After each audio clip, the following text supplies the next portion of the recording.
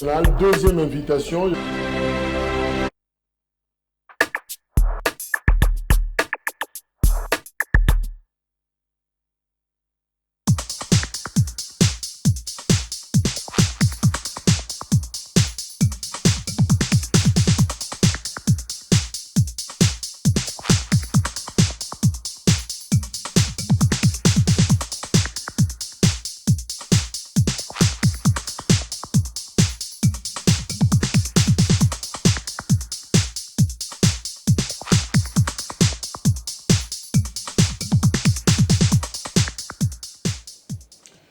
Merci, Boza Ebele. Le 29 mars 2023, besoin d'habitude na Kasangulu, territoire, na Congo central. Mbote mingi na bande konyoso, Bazakuna, Oyo, Bazakozwa, Perfect Télévision, pe livraison, ya Mokona Lelo, ya Grand Forum, analyse et actualité, na Lingala, Tozalaka tous les jours, de lundi à vendredi, pour discuter actualité, na direct, na 9h, pe besoin d'habitude en rediffusion, na 20h. Quelques informations. Pour le procès dans l'affaire Mwanga Chuchu et Zako Koba, mardi, Bazala qui justement na haute cour militaire à Sambaki finalement parce que Bakoti déjà n'a fond. Curieusement, le député Edouard Mwanga Chuchu a lobby que oui. Azo reconnaître que Atambolakato Azalaka na Munduki. Alors, Munduki na yeza GP plus 42 munitions, mais seulement, il faut qu'on note que Mwanga Chuchu alobi, Munduki ya tambolaka nango wana, eza sur autorisation, il y a ministre, il y a intérieur, c'est-à-dire à l'époque, ministre intérieur, Oyaza Kolobawana, eza Richard Mouyej. Alors, à zoke autorisation, c'est-à-dire qu'il y a des documents qui sont il y a Kozalana Munduki pour se défendre, évidemment, une équipe, il y a Soda, Mapinga, Oyobaza, pour sécuriser. Alors, audience Oeza Koya, mardi prochain, cours à Kopé Samaloba, le ministère public Mtopé auditeur, à Kozwa, Kofungola, valise Moko, Oyobakanga qui est pas Mwanga Chuchu, alors, et Koye Banaraka, sur place wana na mission bataillon so et lokonini eza na kati ya sanduku wana. Donc rendez-vous na audience prochaine pour na koyeba suite il y a affaire Mwanga Chuchu. Ça peut être une bonne nouvelle. 23 000 agents bakozala mécanisés dans la fonction publique. Et ça annonce, il y a Jean-Pierre Liaou, VPM, vice-premier ministre, ministre en charge de la fonction publique, à l'administration. Alors, a annoncé en gros que bako renforcer l'équipe, ça fera 23 000 agents. Mais seulement ministre à lobby, à Sengi, là-bas, secrétaire général, et les autres, batin de la liste, va signer un go normalement pour na bato oyo bakozala mécanisé. Mais seulement, awa bokotin da liste ezalate, otindi mwana kasi, bafuti moi $10, pesanga moi taba, yelanga boye, pour na chakombo na yo, ministre lobi, o bako kangaye na makambo wana, bako frapper ye sérieusement. Et puis, a ajouté que bateau bakozala mécanisé, eza seulement ba o bazan na numéro matricule. Ça dit, il faut ba o bazan na numéro matricule, si kao bangonde, bako mécaniser bango, mais il faudra pas que na liste wana ba NU, ça dit ba nouvelles unités, bazala reprise wana et kozala mabé. Mauvaise nouvelle pour un regroupement politique Yabati Lukwebo Adel Kainda à Pesibay, à Keinaye, à Longwe, à Lobik, à Kotik, à la Naïon Sacré, à continuer, à accompagner chef de l'État, mais non plus na AFDCA, il y a Modeste Bahati, à Rotik à la partie naïe Aldec. Aldec nde, et qu'on a la membre, et qu'on adhéré na Union Sacrée, et qu'on continue, qu'on accompagner chef de l'État. C'est vrai, nous, Zaki, depuis Kala, par rapport à la tension, où ils entre ministre d'État, ministre, il y a portefeuille, Adel Kainda, et Modeste Bahati, le Kwebo, géré en Goti pendant un temps, et jusqu'à ce que publication, il y a un gouvernement réaménagé et bimi. Mais c'est comme s'il y a un petit malaise, to sololi, lobby na un haut responsable, il y a regroupement FDCA à lobby, toujours risqué de vivre makambo to viva kina nenen kulu, c'est-à-dire il y aura fissure wana, batumusu bako komi benda na kati ya regroupement parce que qu'est-ce qu'on reproche justement na ba mise en place de salami, on dirait autorité morale, il y a FDCA à placer plus famille na ye que bateau bazako bunda na kati ya regroupement. Voilà situation où se présenter, mais jusque là tout ça l'effort ya ko bandeko ya Aldec pe bandeko ya AFDCA ensemble na bango to meka ko réfléchir ko yeba lui kambango za nini en fait nini bazako reprocher na AFDCA ya Modeste Bati. Voilà, bah information singla qui topé salabino na tongo na lelo yango wana tozali na academia emangemange azana biso elongo ya ACP parti initié par Gentini Ngobila ndeko academia Mbote.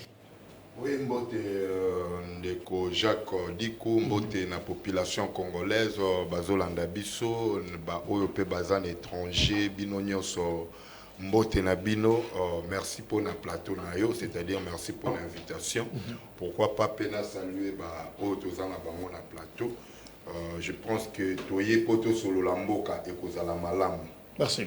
Dans le Kefula, Asapena Biso Elongo, Ndeko Danou, Azo Bengaye, l'homme du peuple, Ndeko Danou, Mbote. Mbote, Ndeko Jacques Mbote n'a pas. Kongomani banso bisika bazali kolanda biso Mbote pena bakodebate na zana bango na tongo lelo kanena na libana bi kutokombesana biso bamoni yo c'est que doléance moko ya peuple zali oui na bosolo pe bosi mongala lobela mingi peuple na zo libana na zana trop bi député na zana trop biscuit charge bato trop alors Ndeko Jacques je te dis que vous allez au moins malade oui na bosolo pe bosi mbo bakosela radati na ere makambote ko kakaka problème moko na lingana lobeza ko concerner biso na kitambo za pour makura mais je me suis rendu compte za na kitambo te pour makura ekomi na Kisasa Mobimba ekomi na ba province nyonso bandiko Congo central pe babenga bindeko danu meka ko lobela biso pour courant na ibité Ndeko Jacques tu peux te rendre compte que mutu na Congo akoki ko tambola bosani na carte d'électeur be passeport eza na pomte mais mutu ava bimazana biloko ya zota na kata sakina ayoko libosa zota la charger be power mutu ko bosa na nyonso mais sauf charger ni na power ozomona mundele niveau courant ekomi na problème na ville province ya Kinshasa et de là c'est la première chose. La deuxième chose c'est Alina maman moko à partir des États-Unis, maman Nicole Banzema, maman Nicole Banzeni, azali na problème moko na lubango Congo to kangami na des problèmes ezali ya basala nzambe na ba politicien azana po moko na Matu Samuel nazo senga na Matu Samuel place azali azana Canada ayebi maman Nicole Banzeni dossier bazala ki na ina justice o basi basambaki maman Nicole alongaki azongisa maman Nicole biloko na bosolo pe busi baba ye Matu Samuel ayebi. Et c'est-à-dire que j'ai toutes les informations à partir de l'obinamo émission na ngande kodanu na kobimisa ba sekere nyonso yango na kosenga na bato nyonso ba yibi ba yibisa Matu Samuel place azali basali ya nzambe ngana yibisa ka Ndeko Jacques basali ya nzambe ya Congo bazwa ka casquette na banga basali ya nzambe po ba escoquer surtout ba Congolais bazali banda sina dimisibe na casquette ni makambo ya sali suko yukango kokamo yango na mi comprendre bikino na Congo tuzaka na basali ya nzambe te tuzaka ma politicien te na kosenga na Ndeko Matu Samuel ayebi kamo maman Nicole Banzeli à partir des États-Unis ayebi de ce wana madame wana maître avocat nzaki maître Nico Maingeli eni maman na makamna za ko ba Matu Samuel ayibi na bosolo pe bosimbo abengaye azongisa ina badwana iloko la si alonga ki na justice soki ba yi politique bazana sima batika Matu Samuel alors pour le succès mtezali doso na lobela mingi ya commune ya Kimbatse ya nini ya Nsele ya bandikona na kitaki na taka Ndeko Jacques j'ai vu des vidéos na mona ki tata mokonzi ko la tinda ya conseiller na yi David azalaki wana pona ko yibisa bandiko wana ke babanga te aye amoni pas de lien na banga ko memango pa tata mokonzi ko la kosolo na ministre qui les doit pour la cause ça bona badwana bon mais ministre qui les doit c'est qui c'est Molendo Sakombi c'est ministre à problème ngakutu na line ndako na yoki ministre affaires foncières Molendo Sakombi na pisu mabilu bazongi na kamwe na mituni kiso ba Molendo ba pisu mabilu ba de kainda ba tona nyonso ba kozonga ndenge nini o mitu na question na tuni mutu na bime ministre affaires sociales na biso comme on ba to ba ibete c'est pour te dire que na kamwe remaniement ba to ba sala ki équipe pour la bazongi sus Molendo Sakombi ministre à problème ta la place ba lobi selo ba sus na ba lobi ke ba kozongi sa bango ba mbongo parce que ça l'état congolais lingazo espace wana mais ba kozongi ba to ba mbongo ba to mutuma tongi ba 2 niveaux ba 3 niveaux bozongi sa ba mbongo sur quel base ya ba terrain il faut bozonga bon calculer mutu asali ba dépense ya sa tongi parce que bango ba somi mabete bazana mikanda l'état na linga récupérer soit disant terrain wana pona ko sala ngolo ko ya nini ya peuple alors na bosolo pe bosimbo il faut ta la banto ba si ba tongi bazongi sa bango mbongo na niveau ya biloko na ça s'appelle expropriation. Merci. Na bazongi sa bango la procédure na msala na bangalo mengana ko kama l'état congolais ngazo eloko soki na site wana bana muda bazaka mais bana muna to bagada katata mo konje kolo na ba collaborateur ni les plus proches na ba ma famille na comment l'état congolais cause espace à tsang bana mura place on a pina ki ba siswa bi on dirait donc conseiller à président David que bazaki wana pour na kolandela David. Ok, on attend justement suite par rapport au dossier wana Godé Mopepe Azapena Bisso Elongo parti travailliste de comme Pepe ça fait très longtemps. Je crois que Baladi Bosso pour la Mboula Oyo, meilleur vœu, mieux faut tard que jamais. Merci pareillement. De Kojak n'a profité de ça, Bakongomani Nyon Sombote, n'a participé population nangai à Tchangu Mbote, n'a participé Mbote Belé, pas ya papa nanga spirituel, l'apôtre Béni Moké, n'a bossani pété, kopesa Mbote pas ya autorité morale na biso, de Kostek Mbikai. Mabuluki pe na bande konyoso ya parti travailliste na PCP mbote na ngai e pa ya libota ou munene ya Bechalom o tozali ko kamba pe pa na yo moko merci ko Jacques na peso pe mbote pe pa ya ba ko débatteur na ngai na pesi bango pe mbote na profiter na occasion oyo na sûr que ndeko na ngata mazo saluer bande ko directement na ko attaquer ba pasteur abike na Congo on a pasteur té koloba biloko ya boye surtout na plateau c'est une insulte na kanisi kende ko fo asenga na bolimbisi parce que ezali bato bazo mériter respect na kanisi lelo eza na bato belé sur baza bato même biso tozo loba ezali à cause ba sali nzambe wana koya koloba ngo avec légèreté boye ko attaquer koloba ke amona ka pasteur té na mboka oyo vraiment de ko fa retirer mon aïe au Yaoutiko par rapport à la salle. Non, vous reconnaissez quand même qu'il y a pas bavure, non? Et à partir de quelque chose. Oui. Ce qui a zolobé là, je pense, même dans le cas de politicien, il y a ma B, Bazali, il y a ma Lampe, Bazali. Ce qui peut toquer dans le domaine union, mais les musiciens, il y a ma Lampe, Bazali, il y a ma B, Bazali. Mais qu'on soit dans le cas de la salle ensemble, oui. La fanterie, Bazali et Belé. Il y a ma B, Penza, Bescro, Bazali. Mais qu'on généralise, on a des commis ma B. Parce que, oh, Bazo Salamoussala, comme il faut, Bazali. Bah, on Bazo Koye, Bamakamu, Bango, Moko Bazako Sala, Bazo Tamon escroquerie, Bazali. Ce qui ne décommande tout Samuel, Bazana Pomina. À quoi qu'on généralise, on va pas pasteur nous sauter. Okay. Donc c'est ce que j'allais demander. Merci. Donc pour généraliser, des problèmes. Maradona, la ministre a pris conscience et m'a rejoint à la dernière réunion de la FDCA. M. Bahati s'était permis de nous mettre à la queue leu pour lui jurer loyauté, fidélité. J'étais le seul à m'y opposer. Il a donné le poste du regroupement à ses enfants, copines et gendres. Tweet signé Steve Mbikai. Oui. Merci beaucoup Ndeko Jacques. Wanezali Ndeko Mbikai mutauti kosala tweetwana. Nakanisi lelo il y a une chose namboka photos à la sérieux parce que moni même temps bazo benga regroupement politique les alliés ensemble ya ba parti politique. Nakati parti politique même lelo nakati gouvernement ceux qui bazo pesa ba ministère bazo pesa musala je crois que et ça les maka par rapport à quota. Ce qui quota ezali, c'est que na kati ya regroupement eza na ba parti ba contribuer pour ba bimisa ba député. C'est que ceux qui na kanisi que na kati ya FDCA na kati ya règlement d'ordre intérieur et lobami boye parti e kozala na ba député ebele. Bango to ko bimisa président ya regroupement. Pe ba lobi ete parti e kozala deuxième na ba député bangonde bakobimisa vice-président pe kuna elobami boye que soki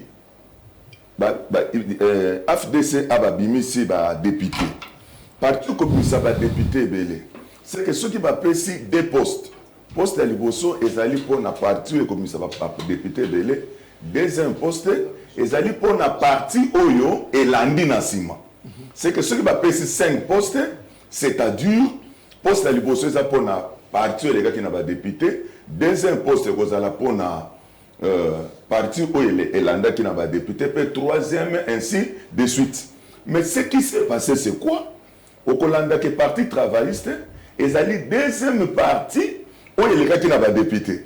Na AFDCA. Na kata AFDCA. Parce que à Simaya AFDCA, c'est le parti travailliste. Mais on doit comprendre que depuis bazo pe sa quota ya AFDCA, ok nous mona que parti travailliste azur le côté. Troisième azur le côté, c'est que ba ou bazo soit ba quota ou ça ya AFDCA, côté bazo ou là.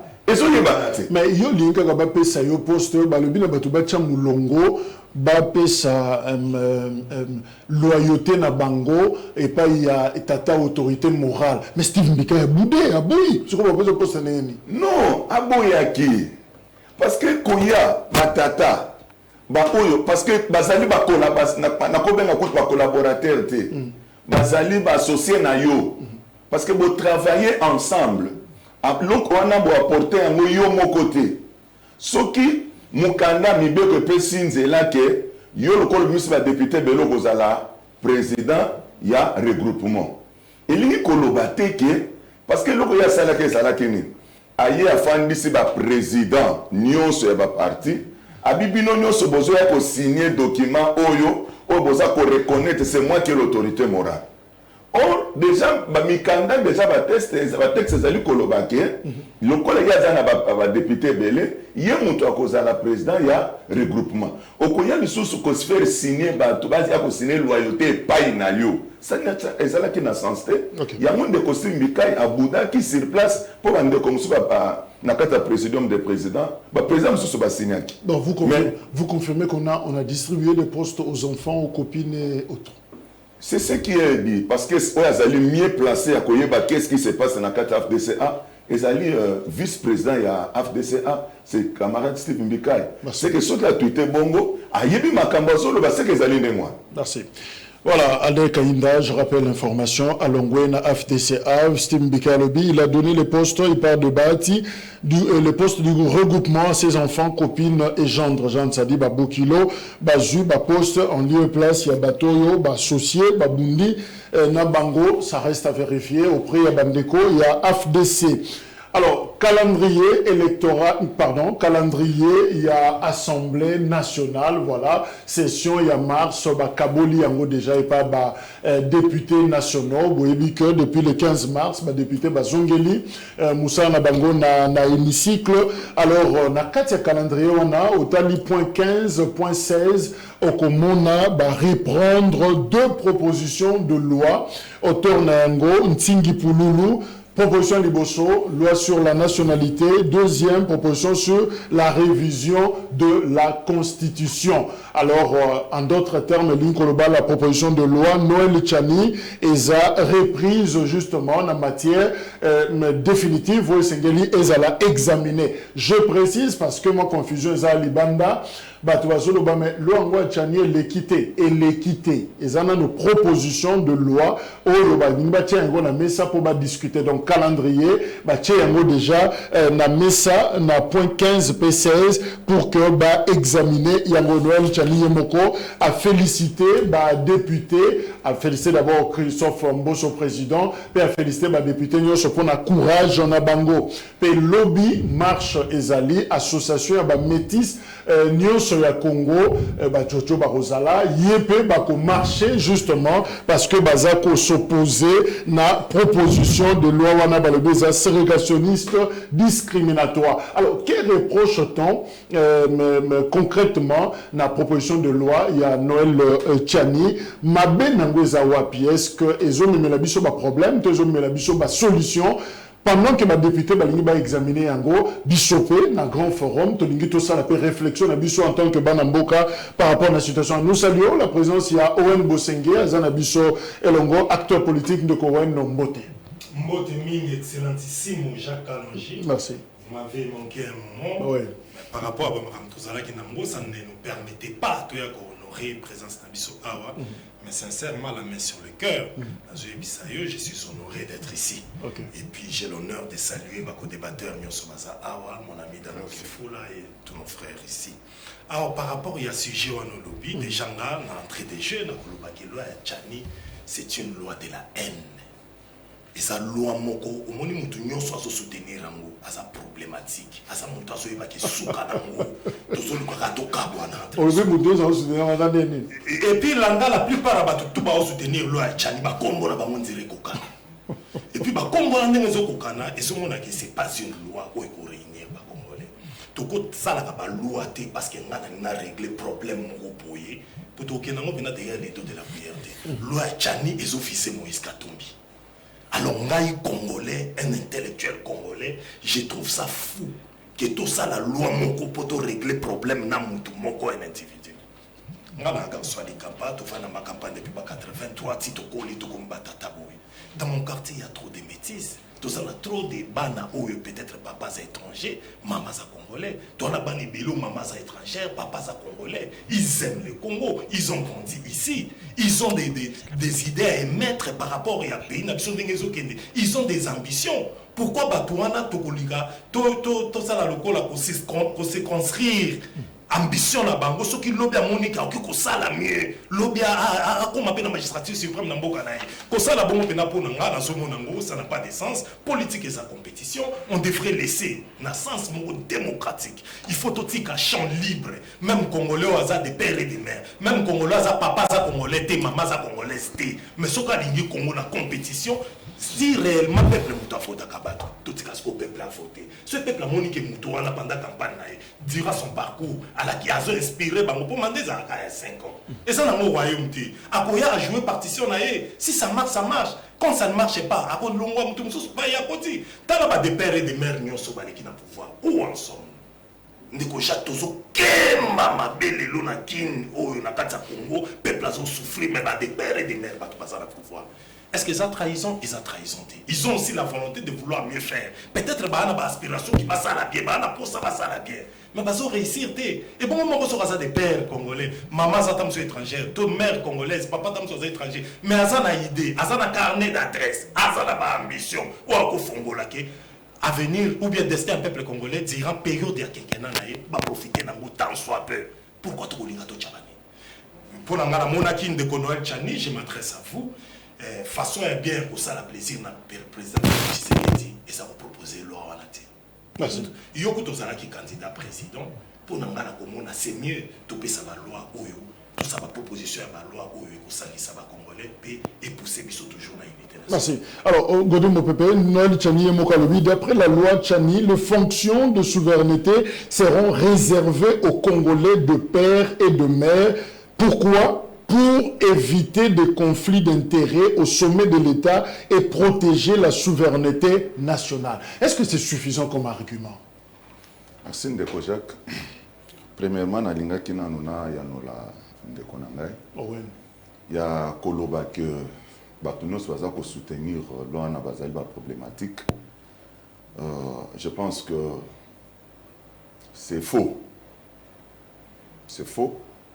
Et à cause de Koloba que ezali va combo moko ekokani pour être exterminer Ndeko Moïse Katumbi bazali ko cibler na kotuna na Ndeko Nangai. Moïse Katumbi azalaki libanda po azonga na mboka oyo. Nani asali ke Moïse Katumbi azonga na mboka oyo? Kaka muto azalaki na haine na ye, muto asalaki ke asala ba démarche, azwa na passeport apesa ye. Pour Moïse Katumbi azonga na mboka oyo obieza mutu mususu. Eza kaka mutu ya benga ki Moïse Katumbi de bon cœur que Moïse Katumbi yaka to travailler na yo. Ce que Moïse Katumbi a fait na pouvoir ya Tshisekedi. Je pense que na plateau na le bien combien de fois que motema ya Moïse Katumbi n'est pas bon. Papa, oyibi tozaka na Congo moko oyo. Moïse Katumbi na kati ya pouvoir ya Tshisekedi ba travailler pour na échec ya chef de l'État. Tango bazo travailler que chef de l'État a échoué. Bazo nyoko la Tshisekedi ou bien bazo nyoko la population congolaise. Ba travailler pour un échec. Bazale ko travailler ba ministre na ba travailler pour que chef de l'État a échoué parce que bazala ki ensemble. Na solo ba awa na plateau na mettre reprise. Na lobby que chef de l'État a fondé déjà miso à Longola Moïse Katumbi. Parce que qu'est-ce que Tshisekedi a fait de mauvais à Moïse Katumbi? aye ba ministère clé apesi a eu pouvoir bito partager travailler ensemble nini o poussé Moïse Katumbi lelo atika Tshisekedi palo c'est que ils ont travaillé ba mona que chef de l'état échoué ba comme na fin ba lo ba kepso to longwe na biso po ba alu ba peke lelo na sa candidat c'est que Tshisekedi a échoué bon voter ngai peut-être que des pères et des mères à la pouvoir population ils ont souffrir mais nous devons être des réalistes souffrance à Congo papa nanga même de konanga zoloba c'est une affaire d'homme. Nous les Congolais, notre mentalité, ça permet le développement en Boka Oyote, et ça permet le lot que tout développer Congo, et ça permet que Congo est mata. Parce que la mentalité à Congolais, nous sommes tous alliés, même de Konanga, ceux qui va payer le pouvoir, même va payer le ministère Moko, et là, ils vont s'enrichir. Non. Et c'est le que ça a moutou à Congolais, nous sommes pas me compter pas. Il y a des qui n'a pas chaîne à télévision, baloba qui va ganga qui, tant que va pouvoir, ça va détourner la poso. Mentalité où le temps que biso na nos peuples congolais tous une nos mentalité, na combattre tous Jésus tout est président de la République, ba congolais ba colère. Avec de l'échec. Alors, question dans Zali, est-ce que argument ou proposition wana a lobby que deux choses pour éviter les conflits d'intérêts au sommet et puis protéger la souveraineté. Est-ce que pour te protéger la souveraineté, pour éviter les conflits, il faut qu'il y ait une loi de père et de mère où ils ont verrouillé? Loi wana ezali kozwa isika na yango. Papa, lelo tozonga. Tozali na président de la République, maman naye azali congolaise. Papa naye angolais. Tozali na conflit tozobunda na Angola. Président, papa leki naye baza na Angola. Ba non kone baza na Congo. Est-ce que mutwana koki kozala penza na motema ke a repousser ennemi pour être Congo sur victoire? Point d'interrogation. Lelo na pouvoir oyo. Na pouvoir oyo na mboka na biso pouvoir non seul qui combien de personnes balé baza ko bitu ko lela toujours na ba identité douteuse il y a pas chef de l'état. Merci. Alors lelo ceux qui Noël Tchani a pesi proposition de loi wana ay poto verrouiller loko wana ba ni trahison ezala lisusu te na lobby que Ndeko Tchani a raison. Merci. Il a bien réfléchi. Merci de vous préparer. Alors Academia. Mais justement, la Constitution, il y a Yambo Kanabiso Lobi ne peut devenir président de la République et c'est lui qui possède la nationalité congolaise d'origine. C'est-à-dire la nationalité congolaise d'origine qui est née des parents dont l'un d'eux, le père ou la mère, c'est-à-dire à la nationalité congolaise. Est-ce qu'on n'a pas réglé déjà les problèmes? Francine Mouyumba, il y a FCC à Lobi, mais cette question, ils ont déjà réglé la Constitution. Est-ce que tout ça, la redondance, c'était finalement, il y a créé le Romsous? Ndeko Jacques, excusez-moi. Nanaki d'abord, en tant que porte-parole volontaire et à Gouf, n'a signalé que Gouf à l'extérieur du pays, n'a bossana kiamona, Chantiningo Bilambaka Azana à l'extérieur du pays. N'a zongi na débat, n'a neka kana communiqué ba na Kinshasa pour sengela ki baye ba mokonzi à Kinshasa zawapi. Ndeko nanga ko banda na ye ndeko Oweno. Na évité pour peut-être à côté na précipitation ou pesa qui on a nous peut question te ou emballer mbalamoko population là ce qui n'est pas vrai. Olobakeza discrimination, attaque intellectuelle aux alliés, olobakeza baza ba problématique vraiment de konangai ce que zala qui nazala journaliste ngana ngena sengo retirer maloba tout lobby. Peut-être que ezala qui na précipitation. Pourquoi kolobandenge wana? Une proposition de loi d'abord. On dit bien une proposition de loi. Ce n'est pas encore une loi. Même l'introduction à l'oba qui est un journaliste. Et comme la loi, ce qui va adopter en l'Assemblée nationale. Tant que la proposition de loi, c'est-à-dire Bazo Lukande, d'abord, Moto a proposé un député Tingi Azali Naba. Azan a devoir naïe, n'a pas droit naïe, ce qui est normal. Proposition de loi Oyo. Moi, je me rappelle que Jacques Tossa a recherche dans l'histoire en 1984, Mobutu au pouvoir. Cette loi, cette condition exista dans il y a élection, il y a loi électorale qu'il fallait être de père et de mère. 1984. Moi, j'ai vérifié. entre autres, âge 40 ans, tout consort. Et les lots, il y a à Bossani même, que constitution d'Engo lobby, on a constitution lobby, oui. Et bandina en article 10. Et si Basali, et si Balobi était présidence de la République, au lieu de Bossana, l'article 10, il y a constitution, dans le téléphone, sur la nationalité. Voilà, sur la nationalité. Et puis l'article 72 pour la le président. nationalité congolaise, donc Basali, Baza, exclusivité, il y a nationalité. Donc, et c'est éco-quitté. Et ça, une éco-quitté. Et si vous allez plus loin, parce que la Constitution, moi j'ai toujours dit, ça c'est moi académien, que la Constitution s'interprète aussi elle-même, avant même que la Cour constitutionnelle, la Constitution, sauf que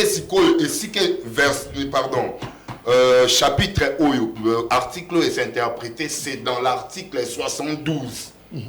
Oyo est déterminé qui doit être un président de la République, malgré que il faut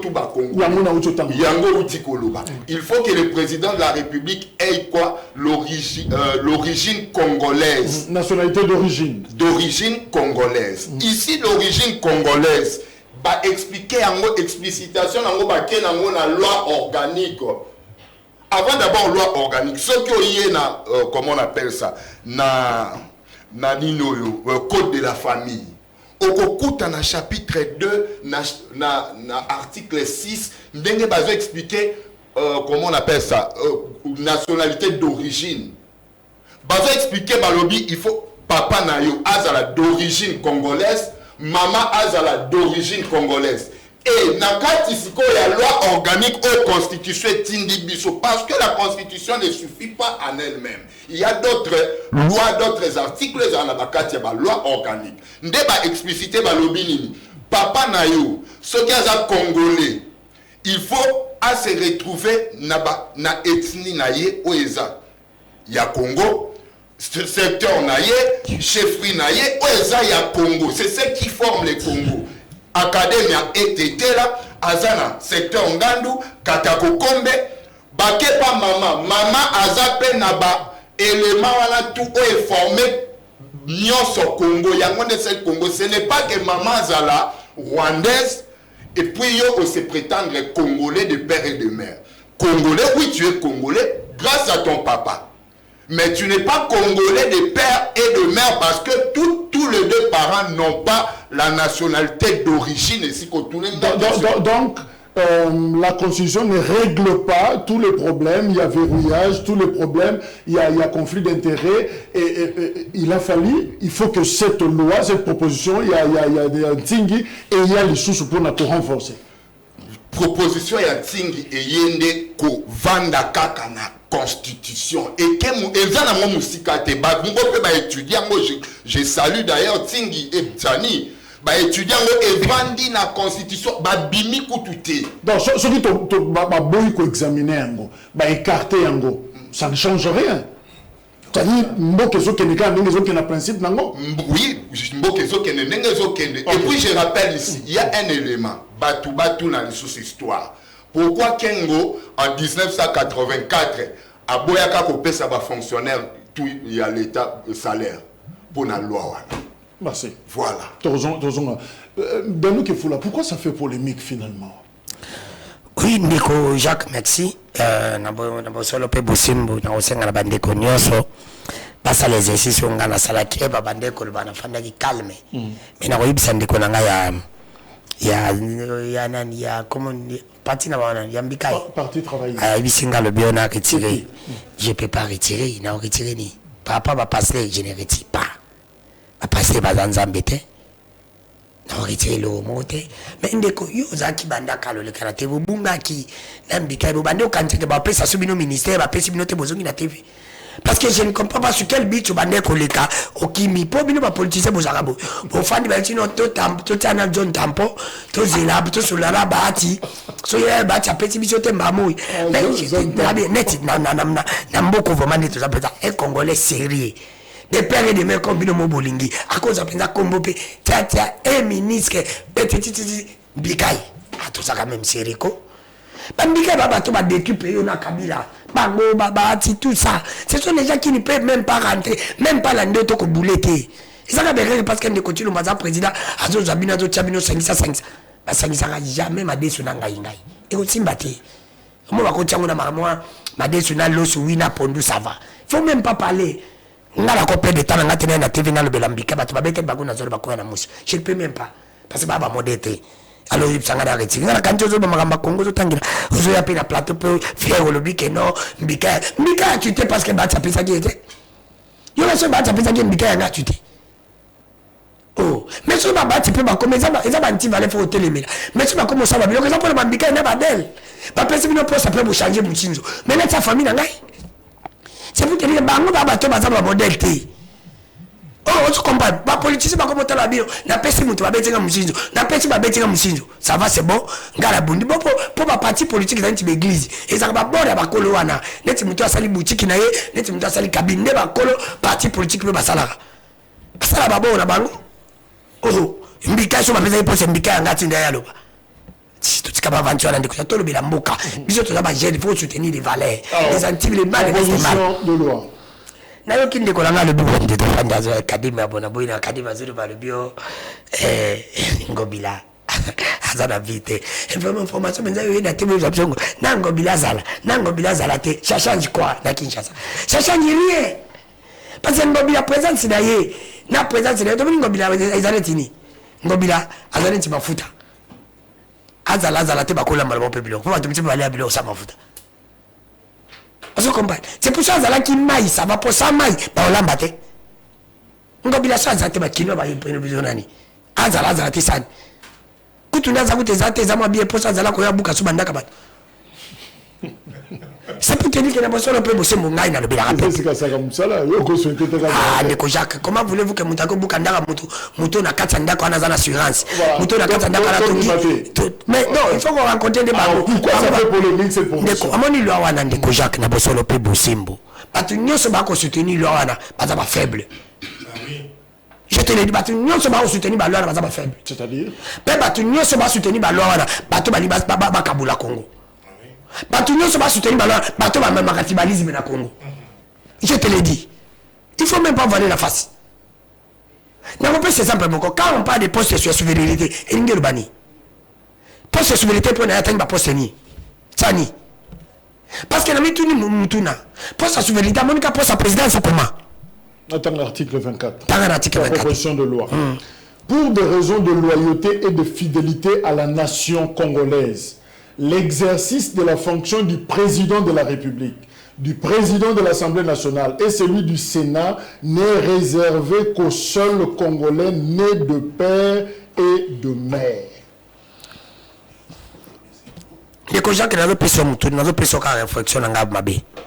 Aujourd'hui, tu vas poster un inspecteur, tu as pris ces exemples, inspecteur, il y a OCC. Et cause de la poste de la souveraineté, peut-être.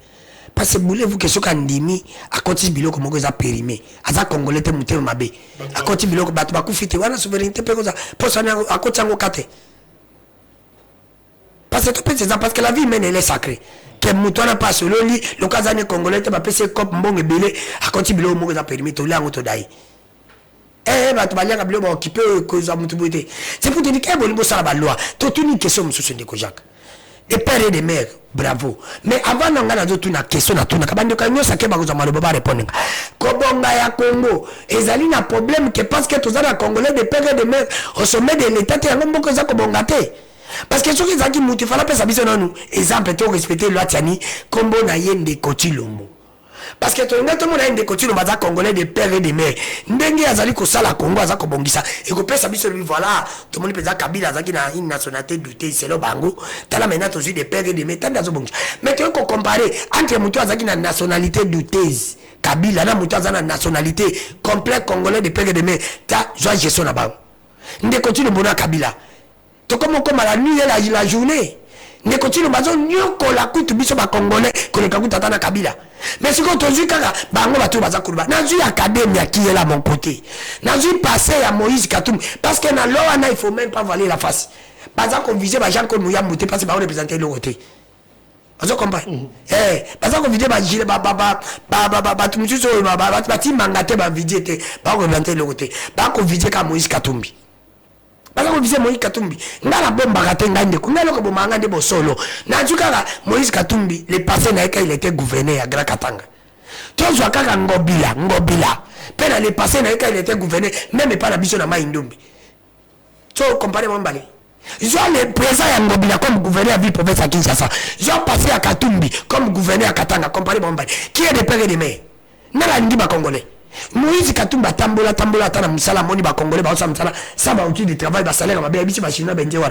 Ceux qui me pèsent ma outil de travail était on m'a dit ça n'était pas quand on était mbo yate. Est-ce que Ngobila ça sala ngo na ba chinois na benje o ba nyoko na biso. Mais Ngobila des pères et des mères. Ngobila des pères et des mères. Ndé continue mboké des pères et des mères. Après si biso ramti. Et quand tu as ma crédit, bon, tu vas passer Kendate. Ne continue mon cœur de mer. Après ça, my God. Est-ce qu'on a mis ma mongue? Il y a un régime là.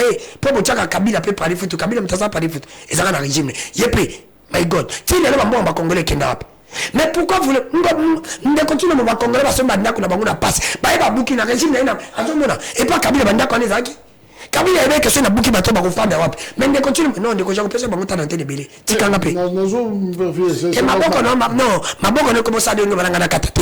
C'est pour te dire que na bosolo pe bosolo. Na lobby ce qui va riba que na magana sorti les pères et mères na zo exemple bon Dieu. Bongo mwana oyo. Abota mina poto. Papa na yebake poto. Papa na maman ni bakuta ko ba boti. Yé papa bali kuna boti mwana na ye azui nationalité congolaise obeta ba l'équipe nationale soka tiebi congolais wala tobeti baboko wala congolais mais soka yindi aza poste mususu atangi kelas parce que babine père de mère na lobine de kojak na lobibe ozo compagnie ngana ke poto na kokuti na congolaise moto balani toza ba de père de mère to boti mwana biso pe abali aboti siko mwana yi aza de père de mère mwana na yo abali aboti mais il a un problème. Mais tu m'as dit. Tu commences à se comprendre. Tu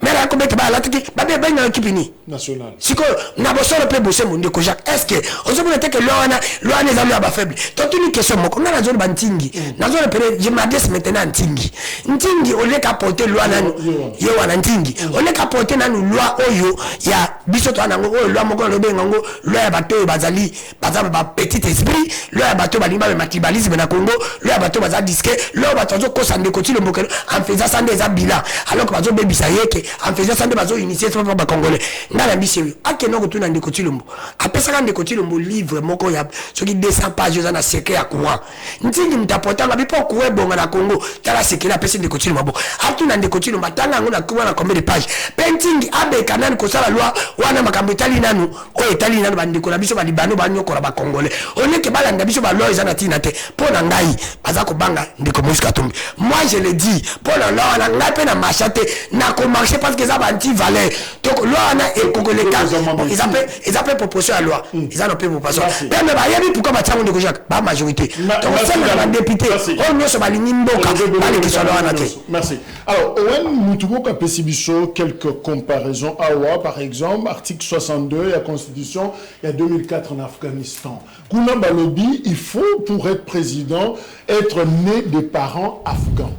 Na États-Unis, il faut être né citoyen américain. Là, c'est clair. Sénégal, article 28, Bango Baké, ailleurs, Balobi, il doit être éduqué, c'est-à-dire savoir écrire, lire et parler couramment la langue officielle, le français. Finlande, Bango Balobi, il faut être un citoyen finlandais de souche. Constitution et à 1919. En Indonésie, Balobi, être citoyen indonésien de naissance et qu'il n'ait jamais accepté une autre citoyenneté de leur plein gré. Côte d'Ivoire, c'est qu'a été tension qu'on en a avant 2016, être exclusivement de nationalité ivoirienne, nés de père et de mère, eux-mêmes ivoiriens d'origine. Où est le mal si le Congo aussi verrouillé, parce que quota là n'a pas réalité ailleurs, mais chacun a quand même à disposition pour sécuriser le PAM. En tout cas, merci. Et puis, on a des exemples au pour les pays nyonsoana. Maintenant, on a considéré que au moins, il y a des dispositions constitutionnelles nyonso et ça a une convention et ça contrat social, c'est-à-dire entre citoyens, même boka, ça les contrats mon koto yokani ndenge nini tukokumbe la destin na biso comment tukoyingela.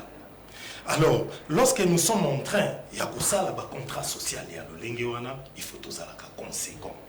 La preuve par exemple, bon, na yoka na plateau awa bien aimé estimé awa déjà tout na kinga ya Godé mon pépé que je salue d'ailleurs depuis Tozagina et Kuna. Donc à tout le monde question il y a que Félix Tshisekedi da ça qui m'a bé kozongisa Moïse ah et tonenga déjà ça sali mabe tena tuni nani asala ki Moïse azonga voilà nani asala ki Moïse azonga ngana yebike tolobaki tokomi na état de droit mais Bekonde et yaki kotalisa Moïse Katumbi azala qui poursuivi injustement na régime passé il fallait qu'il azonga mais ce qui bino boké na mona triomphalisme c'est Félix Mutazongi ça qui est c'est que ça mi Bekote mutu autorisé qui Moïse azonga mais ngana yebike Moïse a joué ça qui n'a plein droit na yé il fallait qu'il azonga na mboka par rapport ndenge Kabila régime à Kabila pour ça qui est et ça là qui injuste au bisognon de demander au salambela c'était pas une faveur ce n'était pas une faveur c'était un droit que on puisse demander au Senga Moïse fallait qu'il azonga na mboka na librement ndenge congolais nyonso zala et puis ndenge excluya qui une élection l'époque à Joseph Kabila et ça là qui mal vu la mise sur la population ndeko danou que fou la question d'exemple ah ouais ba gouverneur mais Moïse Katumbi qui n'est pas de père et de mère dans la gestion na ye na ba congolais na biso mingi ko ba de père et de mère et puis nga bandeko belo to campagne na bango na opposition depuis Kondo et Tshisekedi azalaki nga vana ba fiona to ba olenga ba chipala ba Valentin Mubaki tous ces fiers là na ba tous les lo ba continuer à pouvoir mais nga lelo a regretté pourquoi to banda combattre Kabila des méchants étaient dans notre camp des hommes injustes des hommes qui n'ont pas de valeur. Donc, pour ça, la valeur, pour n'angai, na bolingo ya mboka, ils ont dépendre na père et mère. N'est de quoi tout n'a awa, ce qui le logo mutu boaza pe na paramoko angolais, bitum parce que les entre RDC nanani. Au contraire, coup n'a pas joué pour un malam ou pas pe sakimia. Le quoi azana ba origine pe côté kuna, asolana ba tona ba tchanase parce que relations internationales et loko ya liboso o les guignon ça ba discussion. Avant de recourir militairement. Au contraire, au jouer ba bon ya malamu. Biso problème na biso ezali zone de preuve. Dans une démocratie totale à majorité, tout tenir compte na minorité. Ah on a le lieu qui est excellentissime, Jacques Kalonji a pesi information il y a que bah métis bah ça la marche. Mais ce sont des Congolais. Ah ok. Lélo. Alors, bah métis sont là, ce sont nos frères congolais. Et tout ça la politique, ils ont pour répondre à besoin de la population, ils font besoin du peuple, ils font partie de notre peuple. On est notre coup n'a pas à discriminer. Ndekonanga, arabinanga peut-être le ndemo kotaki oza ya monter et puis au lobby malamo kondekonga lo barabilobe la té dans un secteur où il y a kolobana média au plus de 15 ans. Donc c'est-à-dire quand je parle, je sais de quoi je parle. Lorsque je vous dis que cette loi, cette proposition de loi elle est discriminatoire. Est-ce que ça cause un appel malikolo discrimination un autre qui va métis pas kotambo. C'est-à-dire balongoli bango, c'est-à-dire bango bazopesa bango ndingi sate ya ke bango pe ba oki ko mekanzoto ba kuma ba candidat président. C'est discriminatoire non? Parce que yo ngana ba moni. Loi wana eza loi ya haine. Ngai na compte YouTube na page Facebook na quand je condamne cette loi, nazota la batu nyonso oyo bazotelemela bazosoutenir loi ngo ba kombo na bango kokana. Baza batu ya haine ya mona ko ba. Alors, c'est une proposition de loi ya haine au diviser ba Congo. Faisons ceci. La monnaie Bokabouani 2-2. Alors, Nazopé sa parole na deux groupes. Bon démontrer ma député. Na groupe na binona danou ke fula, vous a opposé na loi wana que eza malamouté ko examiner loi wana. Bopé sa bango ba vraie raison parce que loi est zalande sous examen. Alors bon démontrer ba député national au bagwa au côté na hémicycle na point 15 16 ya calendrier na bango matière on a dès que ba tiens on a ordre du jour argument ni bogo ça va député stop. Bon, on ne dit même pas qu'on examiner un go pour telle raison, je mets 3 raisons, ça va passer. Trois raisons interdisant, on est convaincre que le député, si même pas papier, on a, et puis au côté, on a groupe, bateau, baza, pour soutenir rien. Déjà, on a vu ça, député, estimé député Nabiso, que le pays Nabiso a un jeune pays. Pourquoi la Bénin est un jeune pays? Ce pays a été créé en 1887. qui était indépendant du Congo, tout qui n'a pas micro-nation. On n'était même pas une nation. Conférence de Berlin. Donc tout ça qui ensemble était. Conférence de Berlin, n'a pas Bismarck. En 1885, et comme propriété privée, il y a Léopold II. Ndé basala qui na mindelo nyoso bachaki na superficie, batu nyoso ba se retrouver na kati ya borne. Wana ba ye ko yebisa biso ke toza batu to comme batu pays moko. Ça dit na kala mutu abako na mutu kisangani basaki batu pays moko te. Bayebana qui n'a pas beaucoup de micronation, bayebana qui était empire ou alors la volonté à monter des salles qui est tout comme un pays. Alors le col a tout comme un pays. C'est le plan des origines, origine. La volonté de vivre ensemble, on s'est soumis à cette décision où ils ont marqué la conférence de Berlin, des tout qui sont surtout comme un Congolais. Pour n'anga bolingo ya mboka oyo, ils ont dépendre de père ou de mère. Bolingo ya mboka oyo, ils ont mutuye moko azala na sentiment wana. Il y a de vouloir bouger des lits, il y a un souci à comprendre que priorité na biso nyonso to ennemi numéro 0 à la misère à peuple congolais. Mais ngaiti na âge na commune dans les quarantaines, na za na preuve ya bande ko belé qui ne sont pas des pères ou des mères ou bien baza papa congolais mama zandambu na moni ba preuve ya bolingo o baza na moya mboka koleka kutu concurremment na bande ko msusu oto na bango ya papa na ba mama na moni ke lona ekokabola ba pour oyo bako discriminer bango bako ceux qui par exemple ba député bandimi bekwana eleki et que ça bako se sentir discriminé et créer ma frustration ceux qui créent ma frustration et ça malam pédagogique. Merci. Dans pourquoi on ne doit pas examiner l'Assemblée nationale cette proposition de loi sur le verrouillage de postes de responsabilité? 3 raisons. Ngai na oui ça va député et ba okota bazo exemple ya ba congolais de père et de mère. Par exemple, il y a des coutumes qui sont congolais de père et de mère. Bata la gestion na yi, bazo Mamadou Ndala oyazala ki congolais de père et de mère, tendinga bundela ki Congo en tant que militaire, soka koma ki président. Alinga sala mabe ou pas. Bazo ozo comparer, pas comparer Mamadou Ndala état militaire na bolingo azaki na Congo, mais n'était pas congolais de 100%. Bazo une des coutumes mbola bolingo pas na Congo, ndinga za président lelo. Soki bazo ki Mamadou Ndala na bolingo wana batie président. Aosa ndi des coutumes ba osala. Des coutumes baleki na bolingo Congo. Là c'est la deuxième chose pour nangai. Balzoa sur ces exemples ya joué moko Mandanda. Famille Mandanda. Mandanda yana ye a gardien abota mawa. Mayaki na France. Les kabotami na France. Mandimi koza national, azandimi koza la congolais. Azongi na Congo ayambi une équipe nationale. Parce que mutabongo azangi na bolingo pa. Soki atangi ba classe, alinga ko ma président ko ma présenté. Est-ce que na mituni pe bango sur dernière question.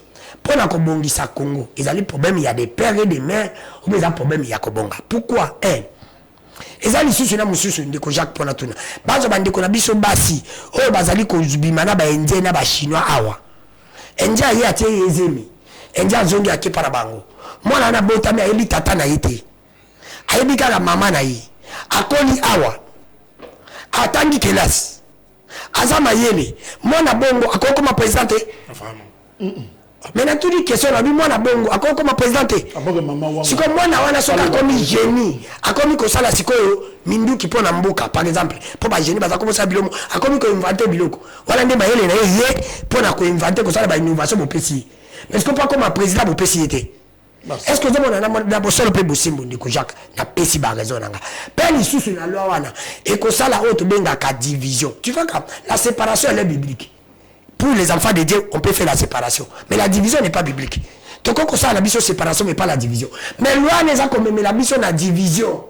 Et comme on a que bateau, nous sommes à pembe. Mais si on t'a dit pas paix, tu vas pas que des bons bandits, qu'on a besoin de balou, on va casser. Nous, on va pembe. Mais oui. Mais je te dis ce qui est vrai. Mais dans ce bissau.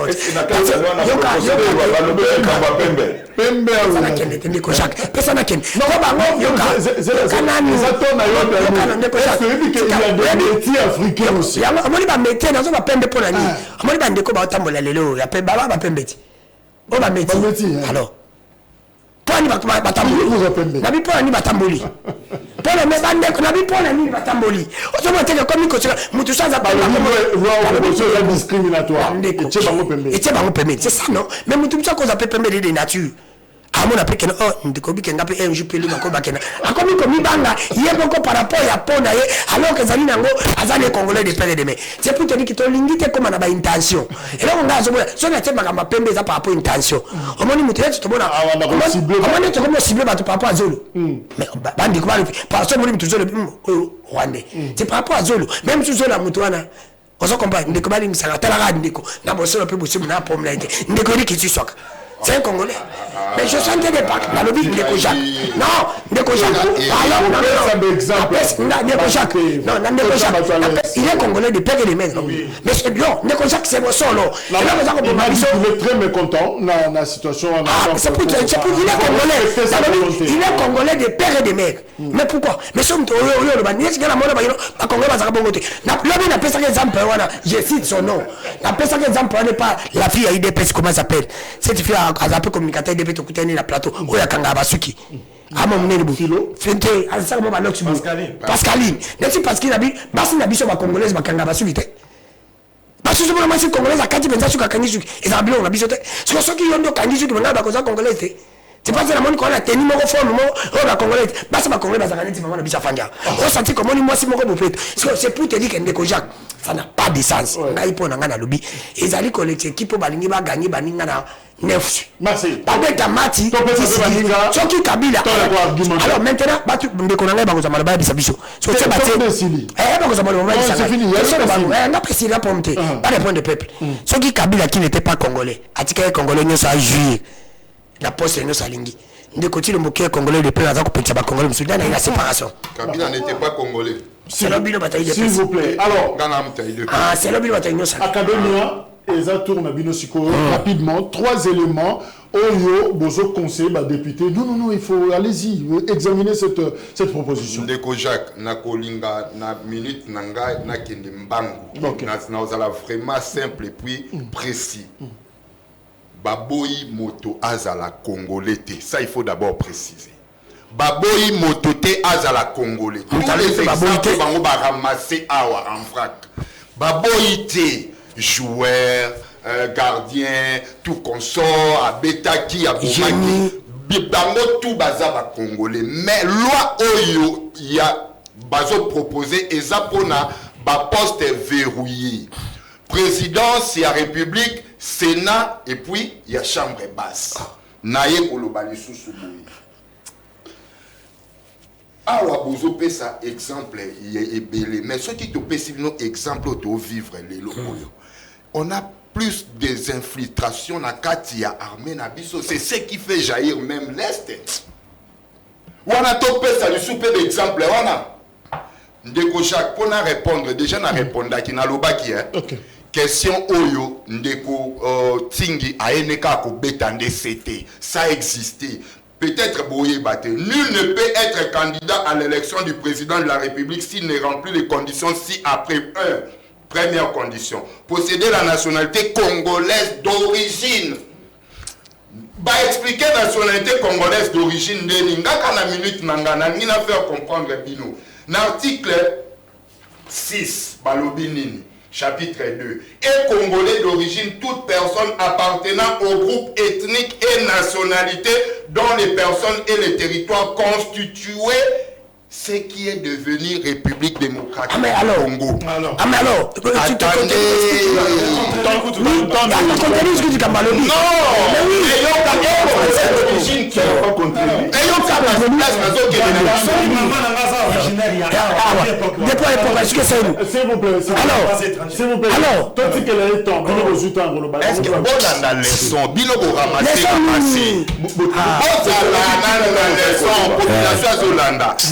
c'est celui qui est congolais d'origine. Papa Naye, papa Yadanou, Aza Motoya, Congo central.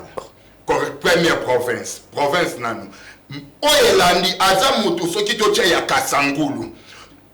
molandi aza moto soki ya nayebi baba biloko tu interprètes mal la loi. Tu interprètes mal les gens qui tu ne sais pas, il faut interpréter mal. Quand tu as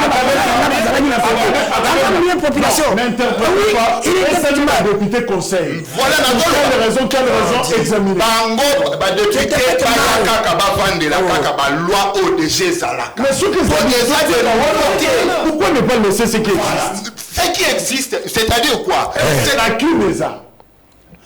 Pourquoi l'Ankineza pourquoi? La Kine. Papa. La Kine ezali. Est-ce que nous avons des lacunes pour que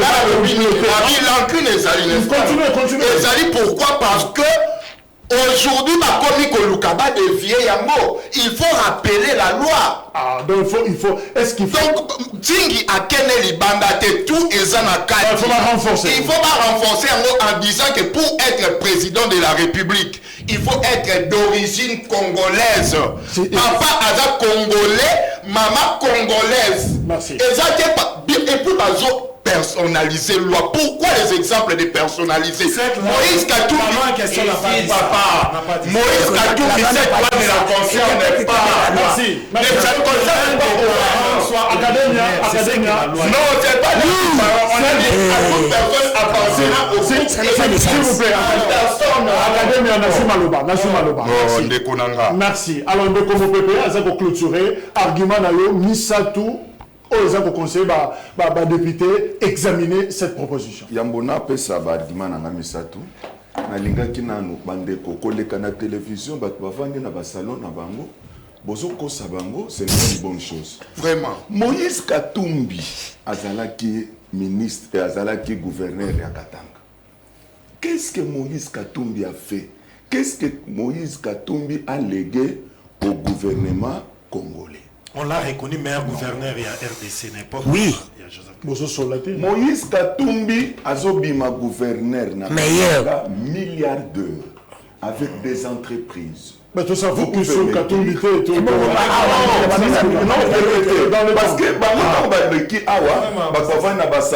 Parce que Moïse azalaki kuna na Katanga, lokola muto bazolo bakaza na nationalité douteuse, il a fait des choses extraordinaires na Katanga. Moïse n'a rien fait. Na Katanga ce qui Moïse n'a pas naé, et c'est le loka salaki abimaki meilleur président équipe naé. Parce qu'à l'époque tout puissant mais c'est besoin qui meilleure équipe. Wana toko koloba. À l'époque.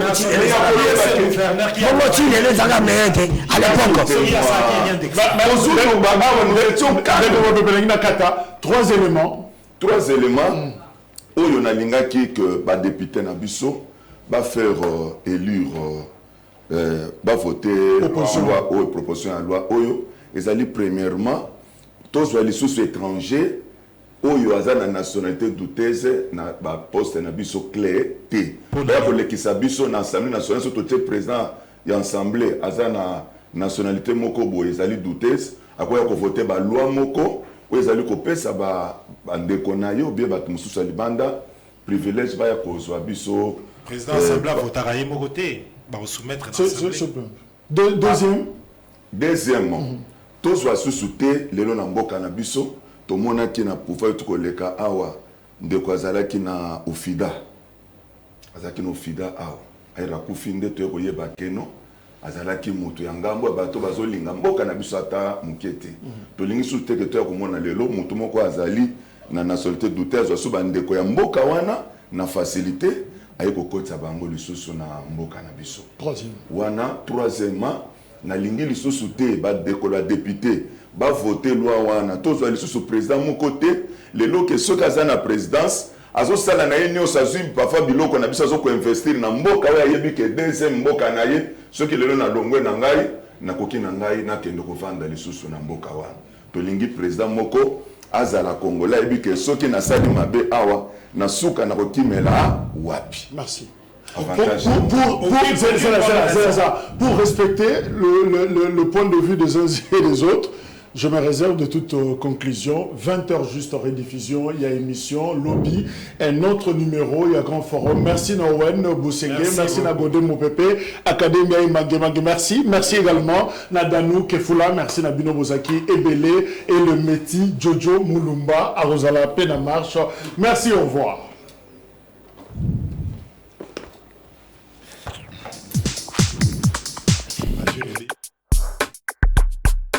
La deuxième invitation.